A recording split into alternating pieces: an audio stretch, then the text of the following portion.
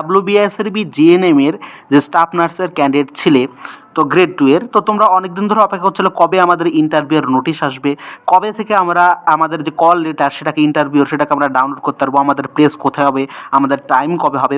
তো সে সম্পর্কে দেখো গুরুত্বপূর্ণ নোটিশ কিন্তু তোমাদের প্রকাশিত হয়ে গেছে। আমি তোমাদের বলেছিলাম, দেখো তোমাদের বলেছিলাম এর আগের ভিডিওতে আগামী 5 দিনের মধ্যে তোমরা কিন্তু ইন্টারভিউর নোটিশ পেয়ে যাবে। দেখো প্রত্যেকটা কথা মতোই কিন্তু আমি যা যা ডেট তোমাদের বলেছি প্রত্যেকটা মতোই কিন্তু তোমাদের সমস্ত নোটিশ কিন্তু প্রকাশিত হয়েছে। তার কারণ আমাদের যে আয়ত্তায় যে আছে সে হচ্ছে WBSRB আন্ডারে কাজ করে আমার একটা দাদা, তার কাছ থেকে আমি সমস্ত আপডেট আগে কিন্তু পেয়ে থাকি।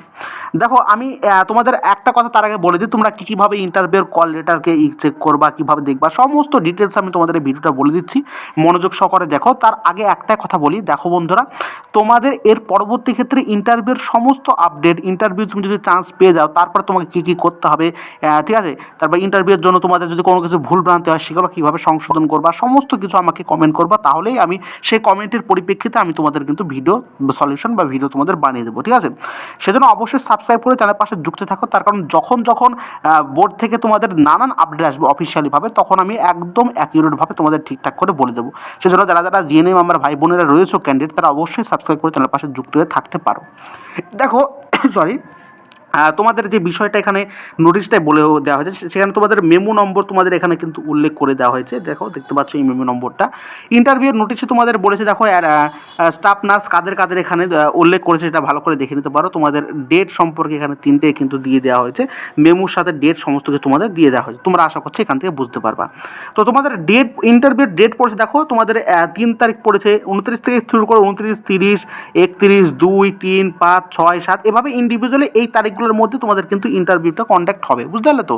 এবার এর মধ্যে তোমাদের আলাদা আলাদা ডেট পড়েছে, সেই আলাদা ডেটটা কীভাবে দেখবা, এর জন্য তোমাকে ডিরেক্ট তোমাকে চলে যাবে তোমাদের ডাউনলোড কল লেটার বলে তোমাদের যে আমি নিচে একটা ডিসক্রিপশন লিঙ্ক দিয়ে রাখছি, নতুবা তোমরা গুগল বা তোমার ক্রোমে সার্চ করবে WBSRB বলে, সেখানে একটু নিচে দেখে লিখবা ডাউনলোড কল লেটার বলে একটা অপশন আছে, সেখানে ক্লিক করবা, সেখানে তুমি লগ ইন করবা, তোমার পাসওয়ার্ড যে পাসওয়ার্ড দিয়ে তুমি রেজিস্ট্রেশন করেছিলা সেই পাসওয়ার্ড, তুমি যে পাসওয়ার্ডটা তুমি আগে ইউজ করেছো সেই পাসওয়ার্ডটা, এবং তার সাথে তোমার মোবাইল নাম্বার দিয়ে সাইন ইন করবা। সাইন ইন করলে তোমাদের সামনে একটা ফরম্যাট, একটা পেজ ওপেন হবে, তোমার অ্যাপ্লিকেশনের পেজটা ওপেন হবে, ঠিক আছে। অ্যাপ্লিকেশনের পেজটা ওপেন হওয়ার পরে এখানে তোমাদের উপরে এভাবে হোম লেখা থাকবে, ঠিক আছে। হোমের পরে তোমাদের লিখবা স্ট্যাটাস প্রাইভেসি বলে লেখা থাকবে, সেই স্ট্যাটাস প্রাইভেসি তুমি ক্লিক করবা। ক্লিক করলেই তোমাদের সামনে এখানে নিচে একটা নোটিশ দিয়ে তোমাদের ডাউনলোড কল লেটার বলে একটা অপশন আসবে, ডাউনলোড কল লেটার বা প্রিন্ট কল লেটার বলে অপশন থাকে, সেখানে তুমি ক্লিক করলে তোমাদের সামনে একটা PDF ওপেন হবে। সেই PDF-এ তোমার সমস্ত কিছু লেখা আছে, তোমার প্লেস কোথায় পড়েছে, তোমার এই ডেটগুলোর মধ্যে, এই যে দেখতে পাচ্ছ এই ডেটগুলোর মধ্যে তোমার কোন ডেট পড়ছে এই সম্পর্কে ডিটেলসে তোমাদের সমস্ত লেখা থাকবে, তোমাদের কী কী নিয়ে যেতে হবে সে সম্পর্কে আমি তোমাদের বলেও দিই, ভালো করে দেখো।